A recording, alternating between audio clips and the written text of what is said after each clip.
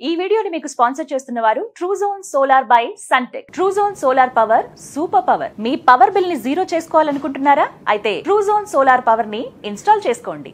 నమస్కారం, welcome to Suman TV. నేను గీతాంజలి. ప్రస్తుతం మనతో పాటు శివరుద్ర సాధవ్ గురువు గారు ఉన్నారు. వారితో మాట్లాడతాం. గురుగారు నమస్కారం అండి. నమస్కారం అమ్మా. గుప్త నవరాత్రులు భాగంగా వారాహి నవరాత్రులు. సాధారణంగా మన మొత్తం సంవత్సరంలో చూసుకుంటే గనక 4 నవరాత్రులు విశేషంగా ఉంటాయి. అందులో ఎక్కువగా అందరూ చేసుకునేది ఆశ్వయుజ మాసంలో వచ్చేటువంటి దేవి శరణ్ నవరాత్రులు. అయితే ఈ మధ్య కాలంలో చూస్తున్నాం కదండి, అంటే ఒక సంవత్సరం 2 ఏళ్ల నుంచి వారాహి నవరాత్రులు జరపడం ఇవన్నీ చూస్తూ ఉన్నాము. అమ్మవారి ఆరాధన చేయటము, అమ్మవారిని అందరూ ఆరాధించుకోవచ్చు, ఈ విధంగా పూజలు చేయొచ్చు అని చెప్తూ ఉన్నారు. కానీ కొంతమంది వాదన అయితే గుప్త నవరాత్రులు అందరూ ఆచరించవద్దు అని. కొంతమంది ఏమో అమ్మ ఎవరికైనా అమ్మే, ఎలా పిలిచినా పలుకుతుంది, ఉగ్రరూపం ఏం కాదు, అమ్మను సాత్వికంగా కూడా మనం పూజించుకోవచ్చు అని చెప్తూ ఉన్నారు. అసలు ఎవరు వారాహి అమ్మవారు అంటే అందరూ పూజించవచ్చా? ఈ నవరాత్రులు అందరూ చేసుకోవచ్చా? చేసుకోవచ్చు అంటే గనక ఏ విధంగా ఆచరించాలో వివరించండి. వివరణ అంటే గుప్త అనడం అనేది ఎందుకు వచ్చిందన్న విషయం తెలుసుకోవాలి. మొదట వారాహి అమ్మవారి విషయంలోకి మళ్ళీ వస్తాం. గుప్త అంటే అమ్మ మీరు అన్నట్టుగా అందరికీ తెలిసిందే, ఇట్ ఈజ్ ఎ సీక్రెట్ వే, అంటే కొంచెం సీక్రెట్గా మెయింటైన్ చేయాలని. నవరాత్రులు అంటే 9 రోజులే. ఇప్పుడు మనకి 26 నుంచి జూలై 4 వరకు చేస్తూ ఉన్నారు చాలామంది గురువులు, పీఠాధిపతులు, మఠాధిపతులు. వాళ్ళ మఠాల్లో కొన్ని కార్యక్రమ నిమిత్తం కొన్ని ఏర్పాట్లు చేసి ఉంచారు. రక్తబీజుడు అనే ఒక రాక్షసుడు మాటలో స్పష్టత గమనించాల్సిన సమయం ఏంటంటే రక్త బీజుడు అంటే బీజం అంటే సీడ్, ఒక విత్తనం లాగా, రక్తంతో ఉన్న ఒక విత్తనం అని అర్థం. మనం స్పష్టత తీసుకుంటే రక్తబీజుడు అనే ఒక రాక్షసుడి వరం ఎలా ఉంటుందంటమ్మా, పరమశివుడి దగ్గర నుంచి ఆయన్ని ఎవరు చంపినా ఆయన రక్తం కింద పడితే మళ్ళీ లేస్తాడు. అంటే రక్తబీజం అంటే పుడుతూనే ఉంటూ ఉంటాడు. అలా దేవాది దేవతలు అందరూ ఇబ్బంది పెడుతూ ఉంటున్న సమయంలో ఈయన గారు అందరూ కలిసి జగన్మాత దగ్గరికి వచ్చి అడుగుతారు. మళ్ళీ మా అమ్మాయి పార్వతీమాత వచ్చి అడిగితే ఈయన గారిని చంపడానికని ఒక వ్యూహం చరిత్రలో మహిషాసుర విషయంలో ఉంది. 9 యొక్క వివరణలో అమ్మ ఏం చేస్తుందంటే దుర్గా రూపాన్ని తీసుకొని వచ్చేసి రక్తబీజుడిని ఖండఖండలుగా నరికిస్తుంటుంది. అలా నరికిన తర్వాత ఏమైంది, ఆయన గారు కింద పడ్డం లేవడం. అప్పుడు అమ్మకు అంతరార్థం అర్థం కాదు, అంటే నా శక్తి సరిపోతలేదు, ఇక్కడ ఏ విధంగా నేను ముందుకు వెళ్ళవలేను అని ఆలోచించి అమ్మ ఒక ధ్యానం, ఒక ఆలోచన ముద్రణలో కూర్చొని 7 శక్తులని ఆవిడ శరీరంలో నిక్షిప్తం చేసుకుంటుంది. ఈ 7 శక్తులలో చాముండి ఆఖరి రూపం, సప్తమాతృకలు. 6వ రూపం వచ్చి వారాహి మాత, తర్వాత వచ్చేసి కౌమారి, తర్వాత వచ్చేసి బ్రాహ్మణి, దుర్గామాత. ఈ విధంగా అమ్మ రూపాలు తీసుకున్న తర్వాత ఒకసారి అమ్మకి ఒక శక్తి అనేది శరీరంలోకి రావడం చేత సంహారానికి బయలుదేరుతారు. సంహారానికి బయలుదేరిన తర్వాత ఒక్కొక్క రూపంతో అమ్మ చాముండి రూపంతోనే అందరినీ ఆయన్ని సంహరిస్తూ ఉన్న తరుణంలో ఒక్కొక్క దేవతలు ఈ సప్తమాతృకల్ని, అంటే సప్త దేవతలను ఎందుకు సృష్టిస్తుందంటే అమ్మ ఈయన గారి రక్తాన్ని బంధించాలి, శరీరాన్ని బంధించాలి, వీడి మంత్ర ఉచ్చరణ ఆయుధాలను బంధించాలని ఈ సప్తమాతృలకి ఇచ్చిన హెచ్చరిక ఏంటంటే మీరు యాంత్రిక, మాంత్రిక, తాంత్రిక విద్యలతో ఆయనని బంధించాలి, అంటే శక్తులతో, యంత్రం, తంత్రం, మంత్రం. నేనేమో వధిస్తుంటా, మీరు యాంత్రికంగా మాట్లాడుతూ ఉండాలి, మీరు మాంత్రికంగా మాట్లాడుతూ ఉండాలంటే 4 విధాలుగా అడ్డుకోవడం అన్నమాట. ఇలా ఉంటే ఈ యంత్ర మంత్ర తంత్ర చేస్తున్న తరుణంలో వారాహి రూపం ఎవరైతే ఉంటారమ్మా ఆ తల్లి ఈయన కింద పడిన రక్తాన్ని నాలిక ద్వారా జుర్రుకుంటుంటుంది.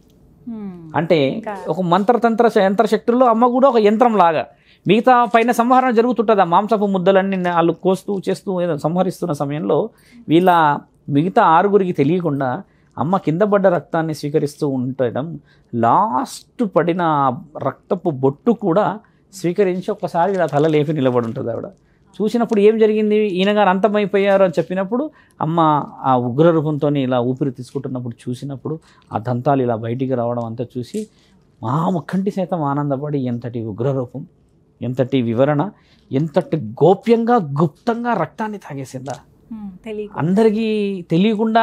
అసలు పైన వాళ్ళేమో ఆ పని చేస్తూ ఉంటే ఇక్కడ ఈవిడ ఈ పని చేసి ఎంతటి శక్తి చూయించగలిగింది అని చెప్పి ఈ రూపం ఎక్కడైతే మంత్రతంత్ర యంత్రాలను ఉపయోగించి క్షుద్ర పూజలు పొలిమేరలో కూర్చొని చాలా గుప్తంగా చేస్తారు కదా, వాళ్ళ ఈ వీపులు పొగలగొట్టే దేవత వారాహి మాత. ఎందుకంటే ఆడ యంత్రాలు పెడతారు, కొన్ని మంత్రాలు పెడతారు, కొన్ని యాంత్రిక శక్తులు పెట్టి లేపుతుంటారు. ఇక మహానుభావులు చుట్టూరుగా మంట పెట్టుకొని కొన్ని చేస్తారు కదా. ఈవిడ సీక్రెట్గా వాళ్ళ యొక్క శక్తిని సమాజంలో కొన్ని అమాయకపు కుటుంబాల మీద పడకుండా, కొందరు అంటారు కదా ఏ దేవుడు కాపాడిండో ఏ దేవత కాపాడిందంటే ఈవిడే కాపాడుతుంది. దానికి అర్థం ఈవిడ యంత్ర మంత్ర తంత్ర శక్తి, ఈవిడ దేవత. అందుకని భయానకమైన పరిస్థితుల్లో కూడా క్షుద్ర పూజలు చేసే మహానుభావులు కూడా ఈవిడ పట్టమే పెట్టి పూజిస్తుంటారు. మీరు గమనించండి. ఎందుకంటే ఈమె గుప్తంగా సీక్రెట్లలో వీళ్ళకి కావాల్సిన వరాలు ఇచ్చేసి పని చేస్తుందని కొంచెం నమ్మకంతో ఉండడం చేత వాళ్ళ వీపులు ఈవిడే పొలగొడుతుంది అనేది శాస్త్రంలో వివరించబడింది. దేవీ పురాణంలో రాయబడింది. ఈ విషయం కూడా రాయబడింది. ఒక 8 లైన్లు ఉంటాయి వారాహిమాత గురించి. ఇలా అమ్మ సంహరణ చేసింది రక్త బీజుడిని. చేసిన తర్వాత మరి అమ్మ ఎక్కడికి వెళ్ళాలి, అమ్మ ఏ విధంగా ఉండాలి? అమ్మ పుట్టింది ఎవరి నుంచి? పార్వతీమాత రూపం నుంచి. కాబట్టి తండ్రి ఉన్మత భైరవుడు అన్న రూపాన్ని తీసి వారాహిమాతని దగ్గరికి తీసుకుంటాడు. అమ్మ యొక్క భర్త ఉన్మత భైరవుడు శివుడు. వారాహమూర్తి విష్ణు మహానీయుడు కాదు. ప్రేక్షకులకు చెప్పండి, అలా తప్పులో ఉన్నాము. లక్ష్మీ స్వరూపం అని విష్ణు మహానీయుడిని కొలవడం మన పొరపాటే, కానీ అమ్మ లక్ష్మీ స్వరూపం కాదు. అమ్మ వచ్చేసి పార్వతీ స్వరూపము. అందులో ఇప్పుడు 7 శక్తుల పేర్లు మేము చెప్పాము. చాముండి అవతారం నుంచి వచ్చింది. వారాహి 6వ రూపం కాబట్టి కౌమారి. ఇలా ఉండడం చేత అమ్మ యొక్క భర్త ఉన్మత భైరవుడు. భైరవుడు అనంటే పరమశివుడే. కాబట్టి అమ్మ రూపానికి అర్థం పరమార్థం ఇచ్చిన మహాక్షేత్రం కాశీక్షేత్రములో 16 అడుగుల రూపంతో ఉంటుంది అమ్మ. పాతాళ కాశీ అంటారు అది. అక్కడ అమ్మ నించొనున్న ఆ రూపం 4 చేతులతో ఉంటుంది తల్లి. అక్కడ అమ్మని దర్శించుకోవడానికి నేరుగా అనుమతి లేదు. 2 రంధ్రాలు ఉంటాయి. మీరు ఆ రంధ్రాల నుంచి చూడాలి వెళ్ళి. ఎందుకయ్యా అని ఒక 2 భార్యాభర్తలు వచ్చారు. వచ్చి ఏం చేశారంట, లేదు మాకు అమ్మ అంటే చాలా ఇష్టం అంటే పంతులు వాళ్ళు వీళ్ళు అన్నారంట, అలా వెళ్ళడానికి అర్హత లేదు స్వామి. అమ్మ ఉగ్ర రూపంలో ఆమె ఎప్పుడూ కోపంలోనే ఉంటుంది, మీరు అలా వెళ్ళడం తప్పు కదా అని అన్నప్పుడు, లేదు మాకు ఇష్టమని లోపలికి వెళ్తే ఒక 10 నిమిషాలకైనా ఒక గంటకైనా బయటికి రాకపోవడం చేత వీళ్ళు లోపలికి వెళ్ళి చూస్తే అమ్మ పాదాల దగ్గర రక్తం గొక్కుకొని చనిపోయి ఉన్నారంట. ఇది రాయబడి ఉన్నది, మీరు గూగుల్ సెర్చ్ చేయొచ్చు. అందులో ఉన్నది, చనిపోయారు వాళ్ళిద్దరు. ఎందుకంటే అమ్మ రూపం దూరం నుంచి చూడాలి. అంతటి ఉగ్ర రూపాన్ని మానవ శరీరాలు తట్టుకోదు. కాబట్టి ఆవిడ రాత్రి సమయంలోనే దేశ సంచారంలో ఉంటుంది. కాబట్టి మనం గుప్తంగా పూజించాలి. ఒక అర్థము. రెండో అర్థం, ఆవిడ పుట్టిందే గుప్తంగా. మూడో అర్థము, ఆవిడ పరమశివుడు పంపించిన ఆదిపరాశక్తి అని తెలుసుకొని అమ్మని గుప్తంగా రాత్రిలో అంటే సమయం 8-9 మొదలుపెట్టి ఉదయం 3-3:30 వరకు పూజించాలి. ఒకవేళ సమయం లేదు సాయంత్రం అంటే ఉదయం 10 నుంచి 12 లోపు కానీ 12 నుంచి అంటే 6 నుంచి 12 లోపు కానీ గంట మాత్రమే మార్నింగ్ అవర్స్ పూజించాలి. గుప్తం అనేదానికి ఇంత అర్థం ఉంది కదా. అమ్మవారిని ఏ విధంగా కొలుచుకోవాలి, అసలు ఎందుకు ఆ అమ్మవారి విషయంలో తప్పులు జరుగుతాయి, ఆమెకి ఎంత భయం ఉన్నదంటే, నీ కోరిక సీక్రెట్గా చెప్తేనే ఆవిడ తీర్చడానికి ఉన్న దేవత ఆవిడ వచ్చేసి వారాహిమాత అని. ఇప్పుడు అలాంటిది నువ్వు బయటికి చెప్పేసి పెద్దగా చేసేస్తాము, పెద్దగా మనము 9 రోజులు 9 విధంగా చేస్తాము అని అంటే సీక్రెట్ లేదు అక్కడ. మరి అక్కడ అమ్మ లేదు అనే అర్థం. అమ్మ ఉన్నది ఎక్కడ? చీకటిలో. అమ్మ ఉన్నది ఎందుకు? ఎవరైతే క్షుద్ర ప్రయోగాలు చేస్తారో పొలిమేరలు దాటి వచ్చి వాళ్ళని ఈ ఆషాఢంలో మనం ఎప్పుడైతే చేస్తామమ్మా, ఈ సమయంలో ఏంటంటే ఇక్కడ ఇంకో విషయం కూడా ఉంది. అంటే ఇప్పుడు చాలామందికి అర్థం కావాలని, ఎందుకు ఈ క్షుద్ర పూజలన్నీ ఆషాఢంలోనే వస్తాయి అని అంటే చాలామంది తెలియాలి. ఎందుకు వస్తాయనంటే అమ్మ పూజలలో బిజీగా ఉంటుంది ఈ నెల రోజులు. కాబట్టి ఈ రాక్షసుల బిజీలో వీళ్ళు ఉంటారు. కాబట్టి మనకి ఆ అమ్మ అవసరాలు 4 విధాలుగా వచ్చింది. శాకాంబరి మాత విషయం చెప్పాము. ఎందుకు అని అంటే అప్పట్లో వర్షాలు అనేది ఒక అర్థం ఉంది. నల్లపోచమ్మ తల్లి చెప్పాము, శివుడి దగ్గరికి పోయింది, ఆషాఢం ఒక అర్థం చెప్పాము. ఇప్పుడు అమ్మ గుప్త నవరాత్రులు అంటే ఈ వర్షాలు ఈ సమయంలోనే అమ్మలు లేని సమక్షంలో ఈ క్షుద్ర పూజలు చేసి పొలిమేరలకి ప్రేతాత్మల ప్రభావం ఉండొద్దు అని ఈ విధముగా అమ్మ చేస్తున్న దాంట్లో శాస్త్రం ఎంత గొప్పగా ఉంది కదా. ఇవి తెలుసుకొని పూజిస్తే ముఖ్యంగా ఆడవాళ్ళు 3 రోజుల ముందు మాంసాహారం మానేయాలి. ఆడవాళ్ళని కాదు, పూజించాలనుకున్న వాళ్ళు. అలంకరణ చాలా ముఖ్యమైనది. మరియు అలంకరణలో అమ్మ మంత్రతంత్ర ఏదైతే ఉంటాయో అమ్మవారికి వారాహిమాత విగ్రహం అందరి ఇంట్లో ఉండదు. పటం అంటే ఇష్టంగా పెట్టుకుంటాము. కానీ అమ్మవారి విషయం ఎలా చేయొచ్చు అంటే 9 రోజులు ఒక కలశం, ధన్వంతరి కలశం అంటే ఇస్తారు. ఆ కలశంలో సగం వరకు బియ్యం పోసి, ఆ తర్వాత పసుపు బాగా పోసి, తర్వాత కుంకుమ పోసి, తర్వాత గంధము పోసి, అష్టసుగంధాలు అష్టసుగంధాలు అంటే బహుశా చాలామందికి తెలియకపోవచ్చును. అష్టసుగంధాలు వనమూలికలు. ఇప్పుడు అష్టసుగంధాలు అంటే మీకు తెలుసు మళ్ళీ, కానీ మిమ్మల్ని అడిగితే చెప్పరు. అష్టసుగంధాలు అంటే ఏంటంటే మీరు మటన్లో చికెన్లో వేసే మసాలాలు. దాన్ని ఇట్లా ఓపెన్గా చెప్తే ఏమవుతుందంటే సుగంధ ద్రవ్యాలు. దాన్ని లవంగ, ఇలాచి, తర్వాత దాచిన చెక్క, సోంపు, వామ, గసగసాలు, సాజీరా, ఇలా వచ్చిన అన్ని జీలకర్ర ఇవన్నీ కలిపి అష్టసుగంధాలు అంటారు. ఇవి వనమూలికల సముదాయాలు.